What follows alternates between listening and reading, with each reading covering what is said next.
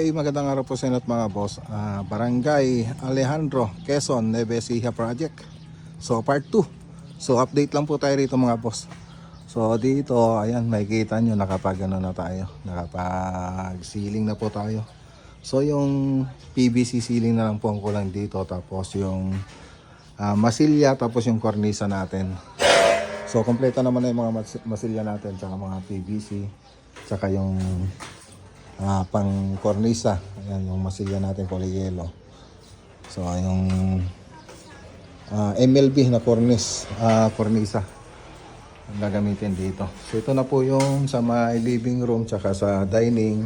So ang kulang na lang dito, nagmamasilya naman na sila. Yung kornisa lang ang kulang dyan. Tapos yung PVC panel, PVC ceiling panel.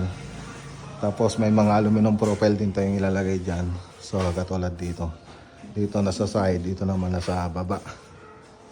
Ayan. So dito naman sa may kusina, ayan, nakapag-framing na tayo. Ang kulang na lang dyan, siyempre, yung takip. Tapos mga kornisa.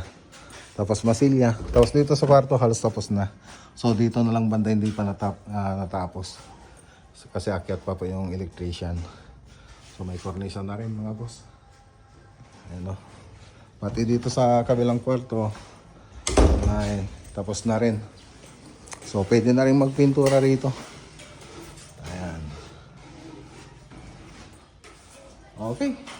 So, ngayon, yan lang po muna yung update dito sa San Alejandro, Quezon, Nueva Ecija. Magandang araw po sa inyo lahat at God bless.